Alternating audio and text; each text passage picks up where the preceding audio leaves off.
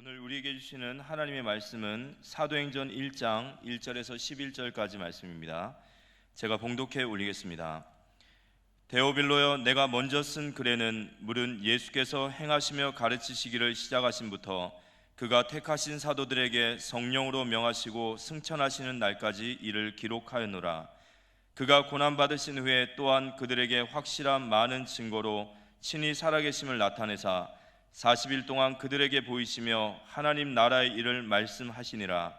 사도와 함께 모이사 그들에게 분부하여 이르시되 예루살렘을 떠나지 말고 내게서 들은 바 아버지께서 약속하신 것을 기다리라. 요한은 물로 세례를 베풀었으나 너희는 몇 날이 못되어 성령으로 세례를 받으리라 하셨느니라. 그들이 모였을 때에 예수께 여쭈어 이르되 주께서 이스라엘 나라를 회복하심이 이때이니까 하니 이르시되 때와 시기는 아버지께서 자기의 권한에 두셨으니 너희가 알 바 아니요 오직 성령이 너희에게 임하시면 너희가 권능을 받고 예루살렘과 온 유대와 사마리아와 땅끝까지 이르러 내 증인이 되리라 하시니라. 이 말씀을 마치시고 그들이 보는데 올려져 가시니 구름이 그를 가리어 보이지 않게 하더라. 올라가실 때에 제자들이 자세히 하늘을 쳐다보고 있는데 흰옷 입은 두 사람이 그들 곁에 서서 이르되 갈릴리 사람들아, 어찌하여 서서 하늘을 쳐다보느냐? 너희 가운데서 하늘로 올려지신 이 예수는 하늘로 가심을 본 그대로 오시리라 하였느니라. 얼마 전에 2023년 5월 7일 날 미국 텍사스주죠, 달라스라고 하는 달라스가 있는데 제가 25년 전에 그곳에 가서 목사님들에게 말씀을 전했던 곳입니다. 굉장히 더운 지방인데요. 그 달라스 외곽의 쇼핑몰에서 총기 난사 사건으로 한인 일가족 3명이 그 자리에서 죽었죠. 6살 난 아들의 생일 선물로 받은 옷을 바꾸기 위해서 쇼핑몰에 들렸다가 총기 사건에 희생을 당했습니다. 한인 침례교회 유송교회의 현지용 목사님이 그 담임 목사님이셨는데 장례식을 예배를 인도하면서 많이 안타까워하고 했던 내용들이 인터넷에 떠 있는 것을 보았습니다. 37살의 조규성 성도님과 35살의 강신영, 3살의 제임스 군과 6살의 윌리엄 군이 있었는데 그 남편 되고 아버지 되는 사람은 변호사였고 엄마는 또 치과 의사였다고 이렇게 전해지고 있습니다. 이 갑자기 아들의 옷을 바꾸기 위해서 갔다가 총을 맞아서 일가족 3명이 죽고 그 6살짜리 아들 윌리엄 군은 살았는데 엄마가 그 아이를 꼭 안고 죽지 않도록 이렇게 보호를 했다, 아마 그런 얘기를 우리가 들었습니다. 이 예수 믿는 사람임에도 불구하고 이런 일이 당할 수가 있습니다. 미국에서 올해만 15,000명 이상이 총기 사건으로 희생을 당했다고 전해지고 있는데 참 큰일이죠. 묻지마 총을 사건을 이렇게 일으키고 영적인 문제 가진 아이들이 총기 난사를 하기 때문에 참 미국이라는 나라가 불안한 나라입니다. 한국에서는 또 어떻습니까? 신문에 보니까 우울증을 앓는 사람들이 그 카톡방을 만들어 가지고 거기에서 같이 죽자 이래 가지고 한강에 뛰어들고 그것을 죽는 것을 또 생중계를 하고 말이죠, 유튜브로 이렇게 해서 문제가 되기도 하고 합니다.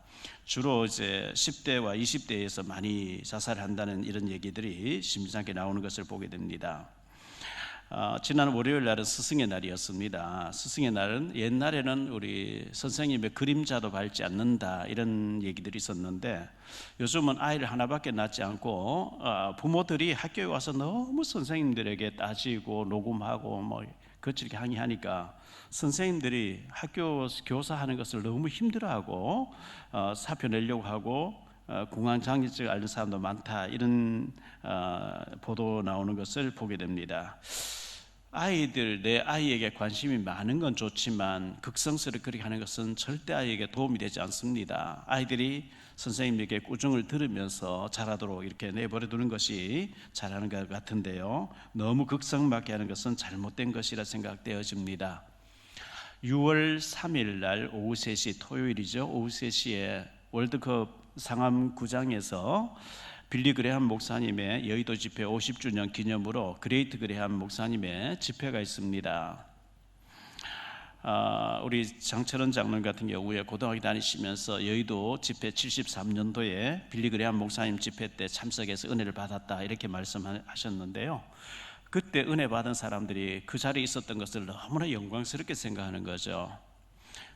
그 빌리 그레함 목사님이 73년도에 우리나라 와서 영적 부흥을 일으키고 난 뒤에 우리나라가 급속도로 교회가 성장하게 되고 경제도 성장하게 되어지고 선교하게 되는 나라로 바뀌어졌거든요. 우리가 모여서 국가를 위해서 기도하고 북한을 위해서 기도하고 한다는 게 굉장히 중요한데 6월 3일 날 빌리 그레함 목사님의 50주년 기념으로 그의 아들 그레이트 그레함 목사님 오셔서 10만 명을 상대로 상황구장에서 국가를 위해서 기도하면서 예배드리려 하는 자리에 우리가 그 자리에 있었다는 것은 두고두고 후손들에게 자랑이 될 것입니다. 6월 3일 오후 3시 상암 월드컵 경기장에 은혜 받는 날이라는 것을 기억하시고 많이 참석하셔서 함께 국가를 위해서 기도했으면 좋겠습니다. 지난주에 미국 아틀란타 뷰라 하이츠 대학 부총장님 되신 조경수 목사님 오셔서 말씀을 전해 주셨는데요. 오시기 전에 저희 아들 박요셉 선교사와 저희 손자 박이룸을 만나서 식사를 같이 했다고 이렇게 얘기를 들었는데요. 얘기를 나누어 보니까 목사님, 저의 외손자들은 미국에서 태어나서 자라고 있는데 한국말을 못한대요. 큰일이죠. 그래 되면 안 되죠. 그런데 목사님 손자는 너무 한국말을 잘해서 한국에서 금방 왔냐 하니까 아니라고, 시민권자 태어났다. 그걸 어떻게 미국 시민권자인데 이렇게 한국말 잘하느냐. 그걸 잊어버리면 안 되는 거죠. 그 때문에 보내놨는데요. 국가를 위해서, 민족을 위해서 네가 뭔가 역할을 해야 된다고 보내놨는데 한국인의 정신을 잃어버리고 어를 잃어버리고 혼을 잃어버리면 안 되잖아요. 한국말처럼 잘하게 만들어야 되는 거죠. 유대인들은 어떻습니까? 유대인들은 나라 없이 예수님 이후에 70년 만에 나라 없어지고 전 세계 유리방황하는 민족이 돼서 1948년도에 그들이 부분적으로 독립할 때까지 1900여 년 동안 나라 없이 이 나라 저 나라 끌려다니면서 흩어져 살았던 유대인들인데도 불구하고 그들은 그 유대인들의 정신과 언어와 전통과 모든 것을 하나도 잊지 않고 전통을 지키고 있는 거죠. 그게 유대인의 정신이거든요. 그 한국인의 얼이라든지 이 혼이라든지 정신 세계를 잃어버리면 안 되고, 미국 가서 한다고 미국화가 돼버리면 안 되고, 일본 가서 한다고 일본화가 돼버리면 안 되고, 한국인의 이 얼을 가지고 혼을 가지고 있어야 되는 것처럼 그보다 더 중요한 것이 우리는 신앙이 확실하게 돼 있어야 되는 거죠. 우리가 이 영적인 상태가 혼미해져 버리고 복음의 정신을 잃어버리면 여지없이 사탄에게 나가게 되기 때문에 그렇습니다. 그래서 성경에는 전도하지 아니하면 인생 자체가 헛되다고 솔로몬은 얘기하고 있거든요. 솔로몬이 말년에 기록한 전도서 1장 2절에 보면 헛되면 모든 것이 헛되더라. 전도서 2장에 보면 솔로몬은 더 즐겁고 재밌게 살아보려고 가수원도 만들고 노래하는 여자들도 많이 두었고 포도주도 많이 두고 짐승도 많이 두고 온갖 것, 즐길 것을 다 준비하고 이렇게 많이 해봤는데 지나놓고 보니까 다 헛되더라. 전도서 12장 8절에 헛되더라 이렇게 말씀하고 있거든요. 우리가 전도하지 않고 일생 보내고 나면 주님 앞에 설 날 됐을 때 내가 헛살았구나. 죽을 때 돼서 헛살았다 하면 늦어요. 전도서 12장 너는 아직도 청년의 때 힘이 있을 때 창조자를 기억하라. 네가 왜 태어났으면, 왜 신앙생활, 네가 왜 믿음생활 하는지 그걸 기억하라는 거거든요. 전도 때문에 하나님 우리를 살게 하신 거예요. 내 주변에 복음 받아야 돼, 나를 통해서 복음 받아야 될 사람이 없는지 살펴봐야 되고 건드려 봐야 되고, 한마디 떡 던져봤는데 완강하면 안 하면 되는 거고.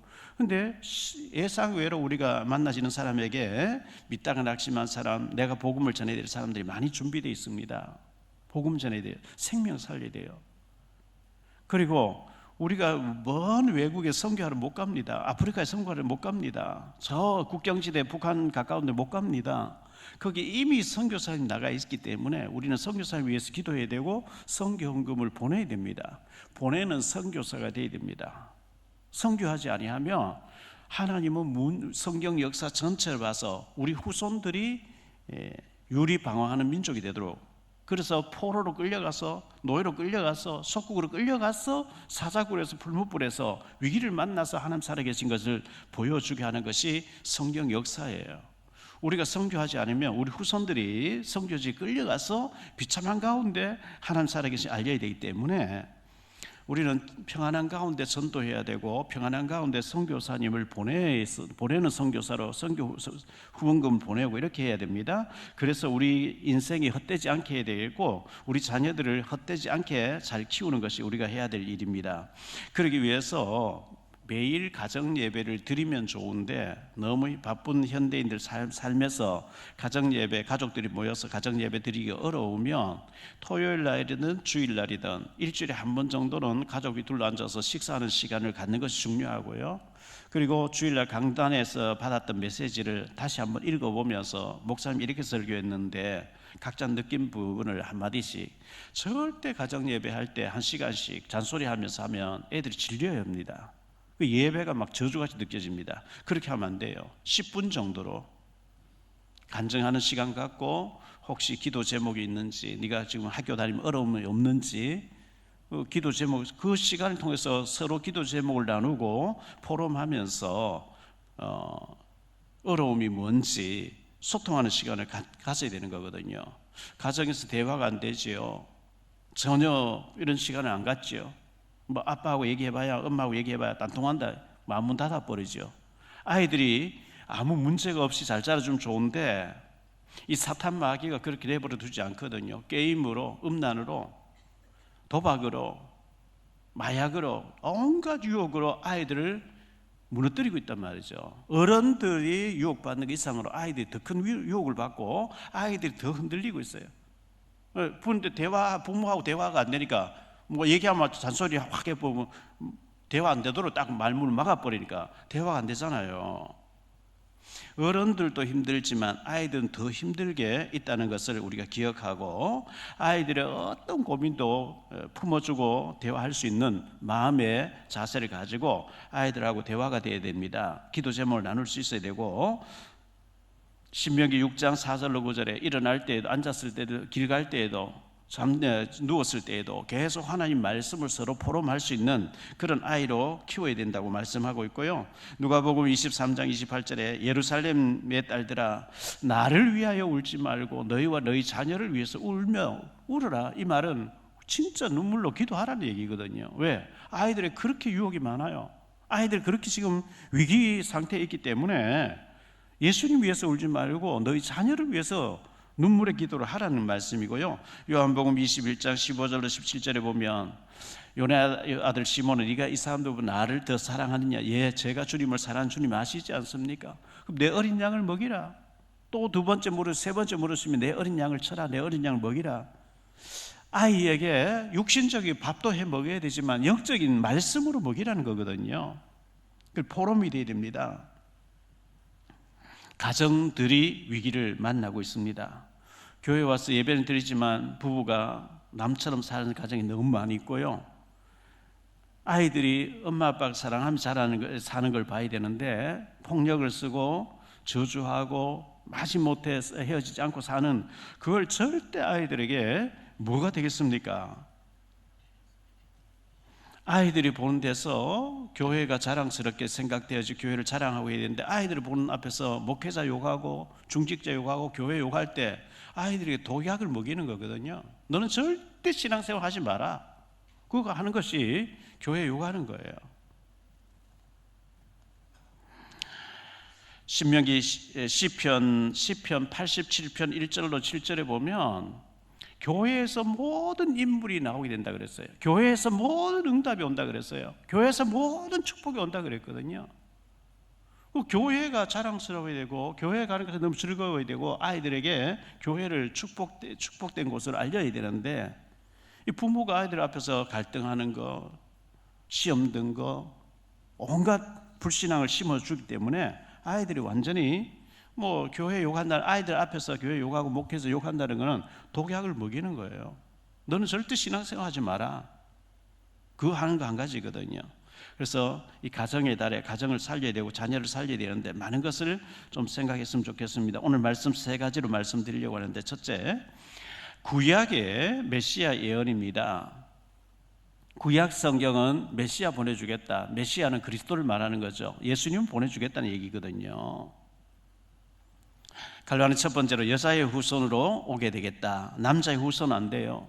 원죄를 타고 나오기 때문에 처녀의 몸을 빌려서 남자의 씨를 받지 않고 성령으로 하나님의 아들이 인간을 구원하기 위해서 하나님의 아들이 오신다. 여자의 후손으로 오시겠다 이렇게 했거든요. 창세기 2장 17절에 왜 오셔야 되느냐, 선악을 알게 한 나무 열매를 먹지 말라, 먹는 날은 반드시 죽으리라. 선악과를 먹어버렸어요.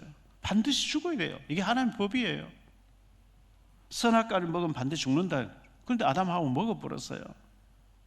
창세기 3장 6절에 여자 그 나무를 본 적 먹음직도 하고 보암직도 하고 지혜롭게 할 만큼 탐스럽기도 한 나무인지라, 여자 그 열매를 따면 남편에게 주면 그도 먹었다. 그래서 죽는 길을 가버린 거예요. 창세기 3장 15절에 하나님께서 메시아를 보내주겠다고 약속하신 것이 창세기 3장 15절이거든요. 여자의 후손으로 하나님의 아들이 와서 뱀의 머리, 마귀의 머리를 깨뜨리게 하겠다. 원죄가 있는 죄인으로 죄인을 대속할 수 없기 때문에 죄 없으신 우리 하나님의 아들 예수님이 오셔서 마귀의 머리를 깨뜨릴 것을 말씀했고, 이사야 7장 14절에 보라 처녀가 잉태하여 아들을 낳을 것이요 그의 이름을 임마누엘이라 하리라. 임마누엘이란 말은 하나님이 우리와 함께하기 위해서 오셨다는 얘기거든요. 갈란 두 번째로 베들레헴 마을에서 나시리라, 베들레헴에서 나시리라, 이렇게 예수님이 태어날 장소를 미리 예언했습니다. 미가서 5장 2절에 보면 베들레헴 에브라다야, 너는 유다 족속 중에 작을지라도 이스라엘을 다스릴 자가 네게서 내게로 나올 것이라. 그의 근본은 상고에 있고 영원에 있느니라. 이 베들레헴 마을, 다윗의 고향이죠. 베들레헴 마을, 여기서 이스라엘을 다스릴 자, 그분이 나올 것인데, 그분은 상고에 있고 영원에 있는 하나님이시라는 거 말씀했어요. 이사야 9장 6절에 이사야를 통해서 예언했습니다. 이는 한 아기가 우리에게서 낳고 한 아들을 우리에게 주신 바 되었는데 그의 어깨에는 정사를 메었고 그의 이름은 기묘자라, 모사라, 전능하신 하나님이라, 영존하시는 아버지라, 평강의 왕이라 할 것임이라. 한 아기가 오는데 그분은 하나님이라, 하나님이 인간의 몸을 입고 오신다 이렇게 말씀했습니다. 마태복음 2장 1절에 보니까 헤롯 왕 때에 예수께서 유대 땅 베들레헴에서 나심에 동방으로부터 박사들이 예루살렘에 이르러 말하되 했습니다. 유대 땅 베들레헴 마을에 예수님이 오셨다는 얘기를 하고 있죠. 마태복음 2장 5절로 6절에 이르되 베들레헴, 유대 베들레헴이오니 이는 선지자로 이렇게 기록된 바, 또 유대 땅 베들레헴아 너는 유대 고을 중에서 가장 작지 아니하도다. 내게서 한 다스린 자가 나와서 내 백성 이스라엘 목자가 되리라 하였음이니이다.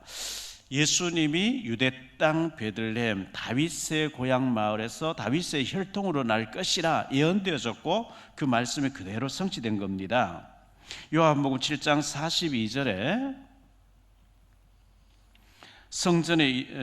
성경에 이르기를 그리스도는 다윗의 씨로 또 다윗의 살던 마을 베들레헴에서 나오리라 하지 아니하였느냐. 사람들이 수군수군대면서 예수는 베들레헴 마을에 태어났죠. 그런데 베들레헴 마을에서 성장한 게 아니고 태어나긴 거기 태어나서 나사렛에서 나오셨거든요. 나사렛 마을에 자라셨거든요. 그래서 자기들끼리 쑥덕거리기를 이 메시아 온다고 하면 베들레헴 마을에서 다윗의 씨로 나온다고 하지 않았냐, 이런 논쟁이 벌어진 것을 보여줍니다. 시편 89편 3절로 4절인데요. 주께서 이르시되 나는 내가 택한 자와 언약을 맺으며 내 종 다윗에게 맹세하기를 내가 내 자손을 영원히 견고히 하며 내 왕위를 대대히 세우리라 하셨나이다. 이렇게 미리 예수님에 대해서 성경은 예언되어졌었고, 갈라니 세 번째로 예수님은 나사렛 사람으로 인정되리라 했습니다. 나사렛 마을, 마태복음 2장 23절에 나사렛이란 동네에 가서 사니 이는 선지자로 하신 말씀에 나사렛 사람이라 칭하리라 하심을 이루려 함이니라, 이렇게 말씀했어요. 마태복음 21장 11절에 무리가 이르되 갈릴리 나사렛에서 나온 선지자 예수라 하니라 그러죠. 마태복음 26장 71절에 안문까지 나아가니 다른 여종이 그를 보고 거기에 있는 사람들에게 말하되 이 사람도 나사렛 예수와 함께 있는 자라 하며 이렇게 했습니다. 사도행전 22장 8절에 내가 대답하되 주님 누구시니까 이르시되 나는 내가 박해하는 나사렛 예수라 하니라. 이 사울이라는 청년이 예수님 만나고 난 뒤에 주님 니시옵니까 하니까 나는 네가 박해하는 나사렛 예수라.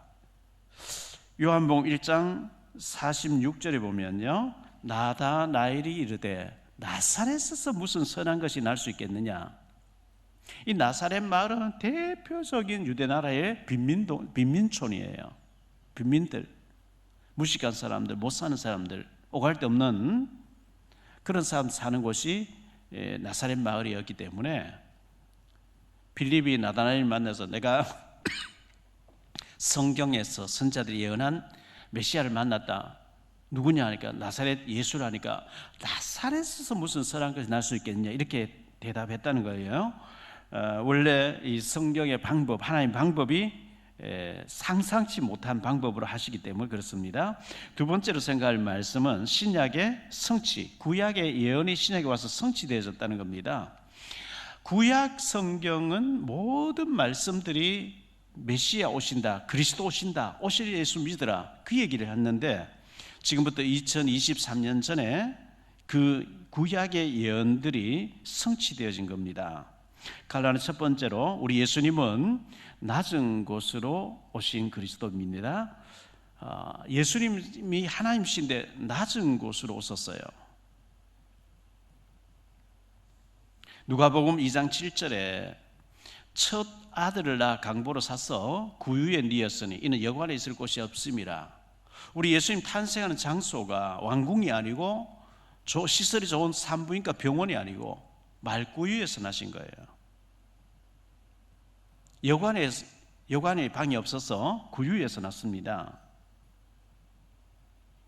마태복음 20장 17절로 19절에 예수께서 예루살렘으로 올라가려 하실 때에 12제자를 따로 데리시고 길에서 이르시되 보라 우리가 예루살렘 올라가노니 인자가 대제사장들과 서기관들에게 넘겨지매 그들이 죽이기로 결의하고 이방인들에게 넘겨주어 그를 조롱하며 채찍질하며 십자가에 못 박게 할 것이나 제3일에 살아나리라. 예수님께서 예루살렘으로 이제 입성에 들어가시면서 내가 예루살렘 가면 대제사장들이 끌려가서 매 맞고 죽고 3일 만에 살아날 것이다. 십자가에 죽어야 된다고 예수님은 심각하게 말씀하시는데 제자들은 그 말을 못 알아듣죠. 바로 이어서 나온 얘기가 마태복음 20장 20절로 22절인데요. 그때 세베대의 아들의 어머니가 그 아들들을 데리고 예수께 와서 절하며 무엇을 구하니 예수께서 이르시되 무엇을 원하느냐 이르되 나의 이 두 아들을 주의 나라에서 하나는 주의 우편에 하나는 주의 좌편에 앉게 명하소서. 예수께서 대답하여 이르시되 너희는 너희가 구하는 것을 알지 못하는도다. 내가 마시려는 잔을 너희가 마실 수 있느냐? 그들이 말하되 할 수 있나이다. 예수님은 지금 십자가에서 죽어야 된다고 하는데 이 야고보와 요한의 어머니 마리아가 와서 예수님, 우리가 보니까 예수님은 왕으로 취임할 것 같습니다. 내 아들 둘이를 두 번째 자리, 세 번째 자리 좀 앉혀주세요. 이렇게 로비를 한 거예요. 너희가 구하는 것은 너희가 알지 못한도다. 나의 마시려는 잔, 예수님의 져야 되는 십자가를 네가 질 수 있겠냐? 내가 대속의 죽음을 죽어야 되는데 그 십자가 사건을 나의 마시려는 잔이라고 표현했는데 아이고 그걸 우리가 마실 수 있습니다. 이래 나오는 거예요. 대화가 안 되는 거죠. 그러니까 우리 아들 둘이를 총리 부총리 시켜주세요 하니까 다른 제자들이 너희가 뭔데 이래가지고 막 싸움 붙어버린 거예요. 낮은 자리로 주님은 희생학원 자리로 낮은 자리로 임하시는데 제자들의 관심, 오늘 우리의 관심은 자꾸 높은 자리, 인정받고 얼굴 드러내고 이름 내는 곳으로 우리의 관심이 가 있지 않습니까? 마태복음 20장 26절로 27절입니다. 너희 중에는 그렇지 않아야 하나니 너희 중에 누구든지 크고자 하는 자는 너희를 섬기는 자가 되고 너희 중에 누구든지 으뜸이 되고자 하는 자는 너희의 종이 되어야 하리라. 예수님께서 너희가 높아지기를 원하느냐? 꼴찌가 되어져라. 으뜸이 되고자 하냐? 섬기는 자가 되라. 예수님이 이렇게 말씀하신 거예요. 마태복음 23장 6절로 7절입니다. 잔치에 초대를 받았어요. 잔치의 윗자리와 회당의 높은 자리와 시장에서 문안받는 것과 사람에게 랍비라 칭함을 받는 것을 좋아하느니라. 이 바리새인들은요, 잔치에 초대받고 윗자리, 상석, 높은 자리, 어른 대접받는 거 그렇게 좋아했다는 겁니다. 누가복음 14장 7절로 11절에 이렇게 말씀합니다. 청함을 받은 사람들이 높은 자리 택함을 보시고 그들에게 비유로 말씀하여 이르시되 내가 누구에게나 혼인잔치에 청함을 받았을 때에 높은 자리에 앉지 말라. 그렇지 않으면 너보다 더 높은 사람이 청함을 받은 경우에 너와 그를 청한 자가 와서 너더러 이 사람에게 자리를 내주라 하리니 그때 네가 부끄러워 끝자리로 가게 되리라. 청함을 받았을 때 차라리 가서 끝자리에 앉으라. 그러면 너를 청한 자가 와서 너더러 벗이어 올라앉으라 하리니 그때에 함께 앉은 모든 사람 앞에서 영광에 있으리라. 예수님의 이 말씀의 뜻이 뭐죠? 겸손해져라. 저 낮은 자리가 있어라. 그러면 높은 자리로 초대받을 때 영광 있지 않냐? 그런데 그 높은 자리에 앉아있다가 이 사람 자리를 비켜주라 하면 끝자리로 갈 때 얼마나 부끄럽겠냐?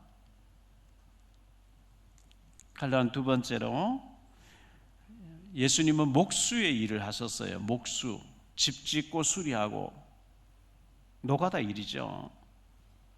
마가복음 6장 3절에 보니까요, 이 사람이 마리아의 아들 목수가 아니냐, 야고보와 요셉과 유다와 시몬의 형제가 아니냐, 그 누이들이 우리와 함께 여기 있지 아니하냐 하고 예수를 배척한지라.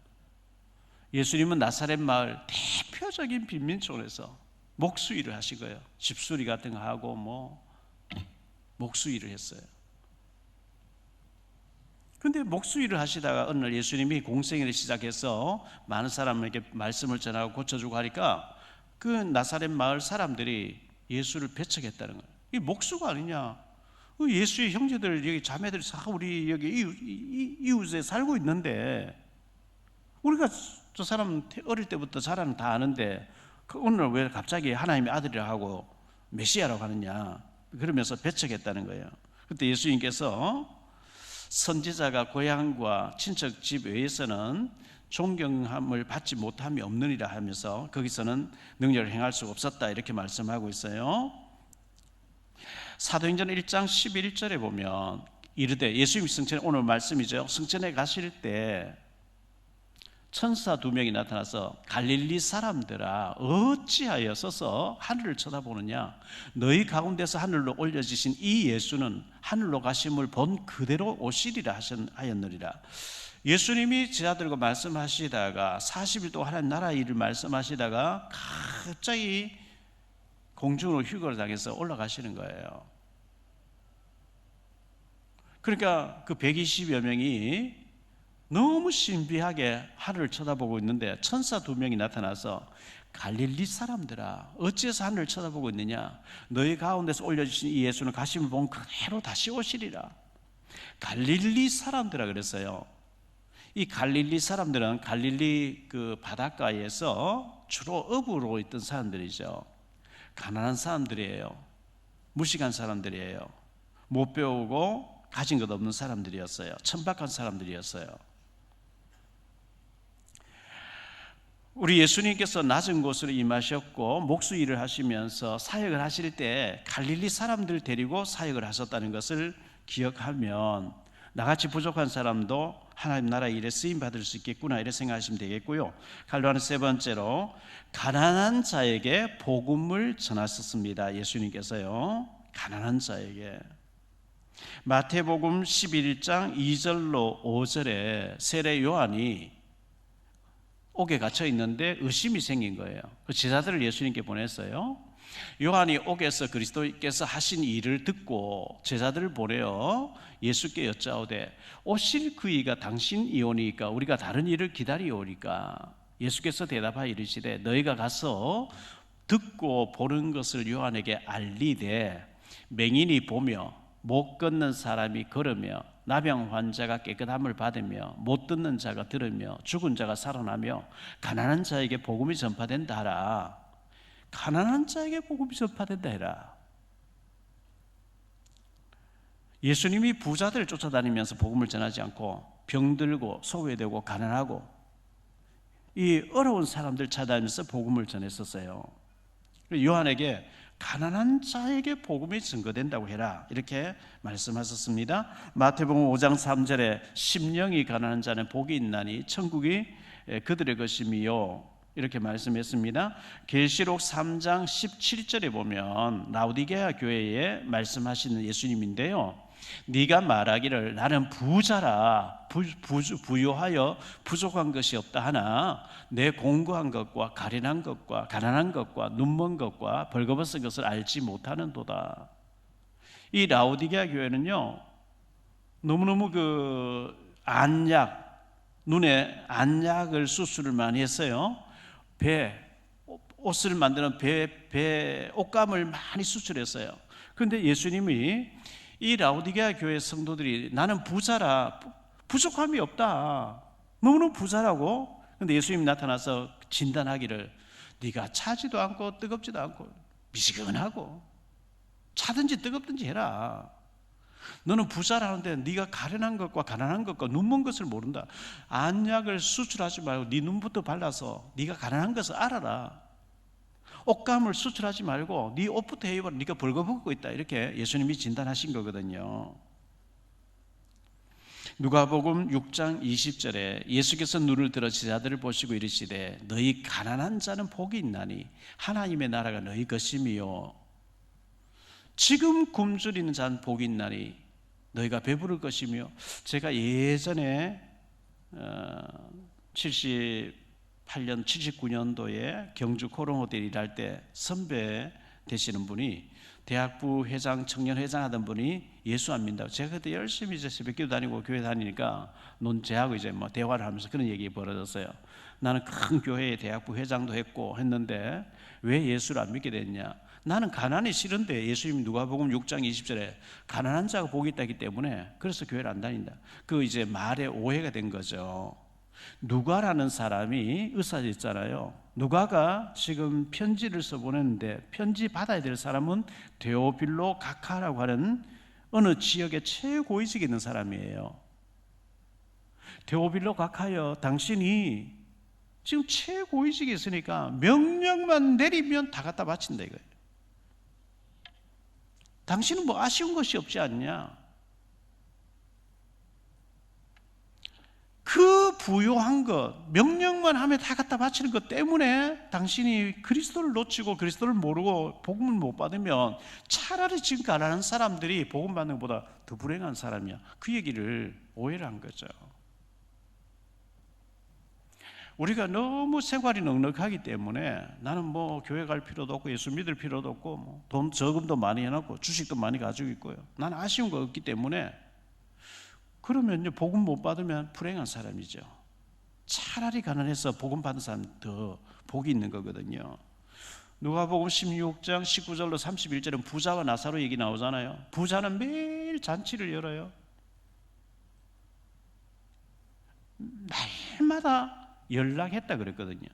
뭐 돈이 많으니까 호화찬란하게 살면서 기생 파티하고 뭐 즐기며 사는데 그 집 대문간에 거지 나사로가 있는 거예요. 이 거지 나사로는 막 온몸에 헌대를 앓는데 개가 와서 핥아 주고요. 쓰레통 뒤져서 버리는 음식을 먹고. 그런데 그가 예수 믿었고 천국 갔고, 부자는 너무 부자기 때문에 예수 필요 없다고 하다가 지옥 갔다는 얘기 아니겠어요? 가난하기 때문에 갈급하고 병들었기 때문에 갈급하고 정말 주님의 은혜가 아니면 살 수 없다고 하는 걸 갈급한 이 심령이 복이 있는 거거든요. 신명기 33장 18절에 보면 모세가 주의 영광을 저로 보게 하옵소서, 하나님 뵙고 싶다고 얘기했어요. 신명기 33장 18절인데요. 하나님 뵙고 싶습니다 이렇게 했어요. 신명기가 아니고 출애굽기 33장입니다. 출애굽기 33장 18절에 모세가 하나님의 영광을 보고 싶습니다 했는데 출애굽기 33장 20절에 이렇게 주님께서 말씀하셔요. 나를 보고는 살 자가 없느니라. 나를 보면 죽는다 그랬어요. 죄 지은 인간, 죄 없는 하나님 보면 죽는다 그랬어요. 볼 수 없는 하나님이 볼 수 있도록 인간의 몸을 입고 오신 분이 예수님이거든요. 요한복음 10장 30절에 나와 아버지는 하나이시니라. 빌립보 2장 6절에 그는 하나님 본체라 그랬어요. 하나님이 오셨다는 거, 우리를 구원하시려고 하나님이 인간의 몸을 입고 오셨다는 거. 그래서 우리는 예수님의 말씀에 주의해서 봐야 돼요. 왜? 하나님이 말씀하신 거기 때문에. 베드로전서 2장 2절에 이렇게 말씀합니다. 갓난 아기들 같이 순전하고 신령한 젖을 사모하라. 어린 아기가 엄마 젖을 사모하는 것처럼 갓난 아기들 같이 순전하고 신령한 젖을 사모하라. 이는 그로 말미암아 너희로 구원에 이르도록 자라게 하려 함이라. 젖을 먹어야 자라잖아요. 어린 아기가 엄마 젖을 막 사모하는 것, 젖 안 주면 막 울고 하는 것처럼 하나님 말씀을 그렇게 사모하라는 거예요. 우리 예수님이 구약의 예언을 이루어서 낮은 곳으로 임했고 가난한 자들을 상대로 복음을 전했고 예수님이 항상 낮은 곳으로 다니셨다는 것을 기억해야 됩니다. 세 번째로 생각할 말씀은 예수님의 십자가의 죽으심과 부활과 승천인데요. 예수님이 십자가에 죽으시기 전에 공생의 3년이 있었죠. 갈로아니 첫 번째로 공생의 3년. 마태복음 4장 23절에 보면 예수님이 공생의 3년 동안에 어떤 일을 하셨는지 요약되어 있습니다. 예수께서 온 갈릴리에 두루 다니사 그들의 회당에서 가르치시며, 그리고 예수님은 자꾸 가르쳤어요. 구약 성경을 인용해 가면서 하나님의 말씀을 가르쳤다. 가르치시며 천국 복음을 전파하시며, 너희가 이렇게 해야 천국에서 복이 있는 사람이다. 천국 복음을 전파하시며 백성 중에 모든 병과 모든 약한 것을 고치시니 치유 사역을 하실 거예요. 약한 것들을 고치셨다. 그래서 예수님의 공생의 3년의 사역은 가르치는 사역이었습니다. 마가복음 3장 20절에 집에 들어가시니 무리가 다시 모임으로 식사할 겨를도 없는지라. 예수님은 식사할 겨를도 없이 계속해서 말씀을 전하셨어요.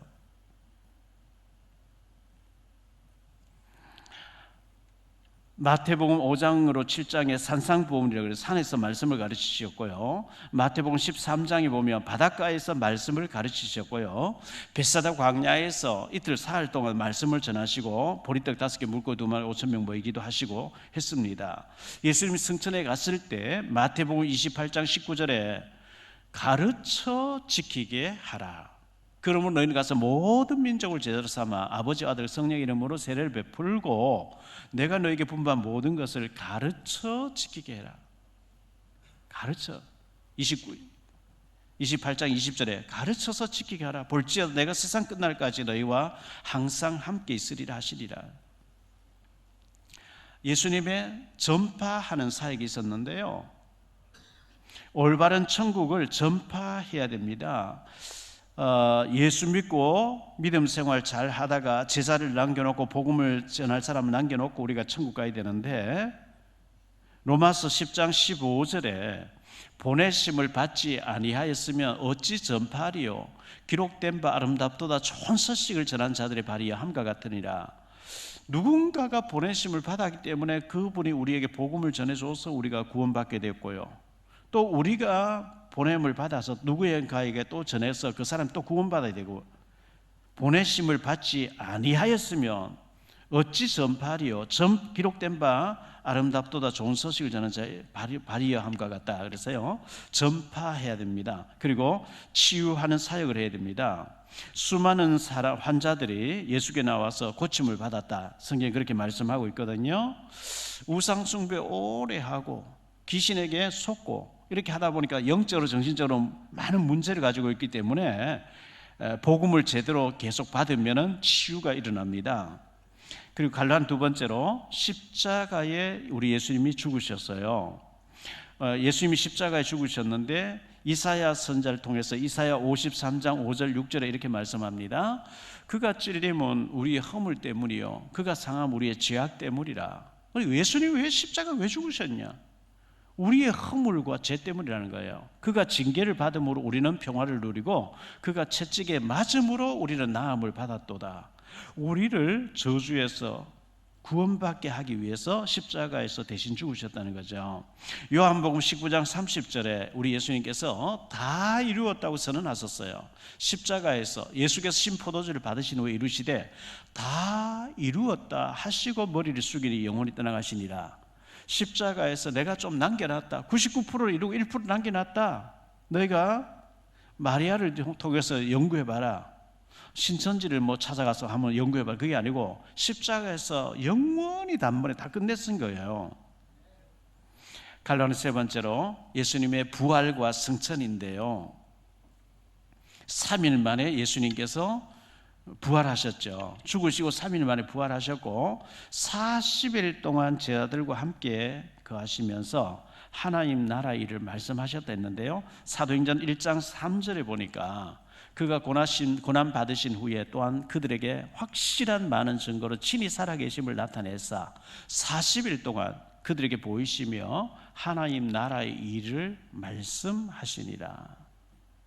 40일 동안 하나님 나라의 일을 말씀하셨어요.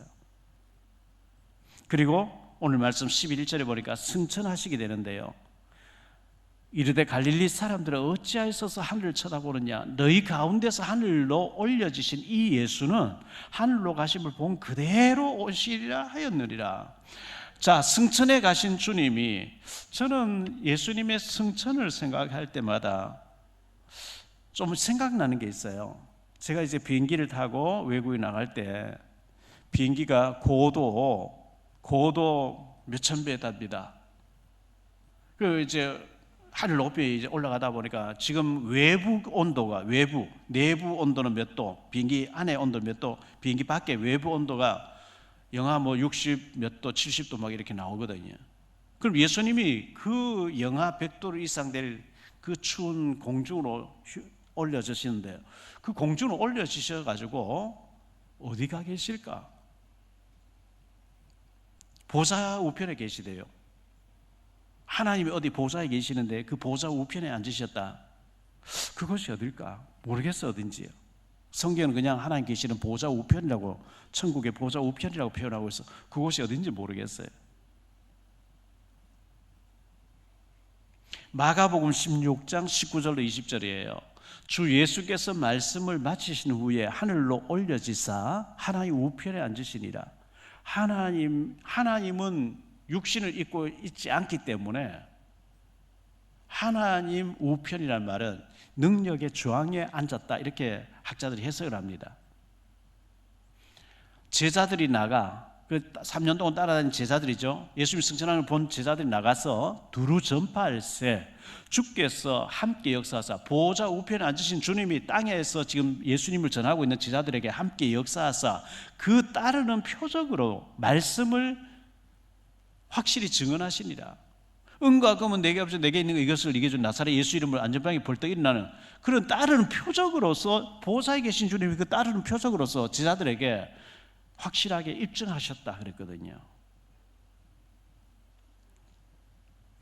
그 예수님이 사도행전 9장에 보면 사울에게 나타났어요. 사울아 사울아 네가 왜 나를 박해하느냐? 주여 네 시옵니까? 난 네가 박해하는 나사렛 예수라. 그럼 제가 어떻게 할까요? 기다려라. 네가 어떻게 해야 될지 너의 앞으로 해야 될 일을 알려줄 사람을 내가 네게 보내주겠다. 아나니아를 보내가지고 말씀했잖아요. 자, 예수님이 이 땅에 초림했을 때는 인자하신 분이었어요. 구유에 나셨고요, 제자들의 발도 씻겨주셨고요, 환자들 만져주시고요, 인자하셨어요. 근데 예수님의 부활은 십자가에서 희생하신 그 주님이 부활은 능력의 부활이었어요. 예수님이 이제 재림주로 오실 텐데요, 계시록, 요한계시록 1장에 보면 사도 요한이 예수님을 만나게 되죠. 계시록 1장 13절로 16절에 보면 이렇게 말씀합니다. 촛대 사이에 인자 같은 이가 발에 끌리는 옷을 입고 가슴에 금띠를 띠고 그의 머리와 털의 희기가 흰 양털 같고 눈 같으며 그의 눈은 불꽃 같고 그의 발은 풀무불에 단련한 빛난 주석 같고 그의 음성은 많은 물소리와 같으며 그의 오른손에 7별이 있고 그의 입에서 좌우의 날선 검이 나오고 그 얼굴에 해가 힘있게 비치는 것 같더라. 재림주로 오실 예수님은 초라한 인자하신 예수님이 아니에요. 무시무시한 분이에요. 눈에서는 불꽃이 막 유리그릇하고요, 입에서는 좌우의 날선 에리한 칼이 막 나오고요. 그 사도 요한이 예수님 앞에서 죽음같이 됐대. 힘이 빠졌대요. 너무너무 두려워가지고요. 그때 예수님 가까이 오셔서 만져주시면서 두려워하지 말라. 재림에 오실 예수님은 초라한 분이 아니라는 거예요.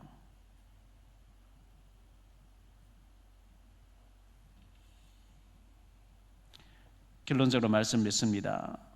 첫 번째로 예수님의 치유 사역입니다. 마태복음 8장 16절로 17절에 보니까요, 저물매 사람들이 귀신 들린 자를 많이 데리고 예수께 오거늘 예수께서 말씀으로 귀신들을 쫓아내시고 병든 자들을 다 고치시니 이는 선지자 이사야를 통하여 하신 말씀에 우리의 연약한 것을 친히 담당하시고 병을 짊어지셨던 함을 이루려 하심이었더라. 이사야 선지자를 통해서 예수님보다 700년 전에 미리 예언했어요. 우리 예수님께서 모든 병을 치유해 주시고 우리 연약한 거 다 치유해 주시기 위해서 오신 분이라. 그래서 우리의 병을 짊어지셨도다 했거든요. 그래서 우리가 예수님의 이름으로 성령 충만해서 병을 치유받는 것이 하나님이 원하시는 일이고요. 고린도후서 8장 9절에 사도 바울을 통해서 얘기합니다. 우리 주 예수 그리스도의 은혜를 너희가 알거니와 부요하신 이로써 너희를 위하여 가난하게 되심은 그의 가난함으로 말미암아 너희로 부요하게 하심이라. 우리가 태어나서 죽을 때까지 가난하게 거지처럼 얻어먹다 죽어야 된다. 그건 잘못된 거예요. 부요하신 하나님이 인간을 우리를 위해서 가난하게 되시면 그의 가난함으로 말하면 우리로 부요케 하려 하심이라. 예수 이름으로 올바른 헌금관을 가지고요, 경제 축복 받으셔야 돼요. 질병도 치유받고 가난도 치유받고요. 두 번째로 낮은 대로 임하시는 은혜를 입어야 돼요. 교만하고 높아지고 거만하면 하나님 은혜가 임하지 않습니다. 사무엘상 16장 14절 이하에 보면 여호와 영이 사울에게 떠나고 여호와께서 부리시는 악령이 그를 번뇌하게 한지라. 하나님의 성령이 떠나버리면 악령이 잡아버린 거예요. 항상 낮아지고 또 낮아지고 겸손해져야 하나님 높여주시는 거거든요. 베드로전서 5장 5절에 말씀합니다.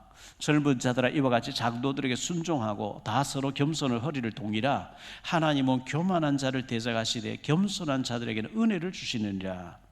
낮아질 때 은혜를 주십니다. 세 번째로 부활과 승천입니다. 우리 예수님께서 죽으시고 사탄과 저주 지옥 권세를 해결하시고 그리스도의 대속에 죽으심이었고 예수님 부활하신 것이거든요. 승천에 가실 때 보혜사 성령을 너에게 보내주겠다. 내가 감으로 성령이 너에게 올 것이다. 성령 충만 받으라. 그리고 권능 있는 자가 되자라. 이렇게 말씀했어요. 우리는 재림주 앞에 서야 됩니다. 그리고 주님이 재림에 오실 것입니다. 늘 나의 생명이 끝나는 날 주님 앞에 서야 된다는 거, 심판주 앞에 서야 된다는 거. 그날이 언제일지 모르지만 내가 주님 앞에 서서 심판받아야 된다는 기억하면서 주님 앞에 설 때 헛살았다 이렇게 하지 되지 않도록 늘 전도자의 삶을 살고 선교를 위해 살고 제사를 남기고 우리가 주님 앞에 설 때 착하고 신실한 종으로 인정받는 축복이 우리에게 있어지게 되기를 예수님 이름으로 축복합니다. 기도합니다. 주님 감사합니다. 우리 예수님께서 부활하시고 40일 동안 하나님 나라 일을 말씀하시다가 120명의 제자들이 보는 데서 하늘로 올려지셨다고 말씀하고 있습니다. 갈릴리 사람들아, 왜 이상한 일 쳐다보듯이 쳐다보고 있느냐? 너희 가운데서 올려주신 예수는 가심을 본 그대로 다시 오시리라. 너희는 가서 복음을 전하라, 이렇게 말씀했습니다. 우리는 늘 전도자의 삶을 살게 하시고 우리의 인생을 헛되이 살지 않도록 은혜 내려 주옵소서. 늘 재림주 앞에 서야 될 것을 생각하면서 언젠가 내 인생이 끝나고 영원한 천국에서 주님과 함께 영원히 살 날을 생각하면서 하루하루 믿음으로 하나님을 기쁘시게 하는 삶을 살 수 있도록 은혜를 더하여 주옵소서. 주 예수 그리스도 이름으로 기도하옵나이다.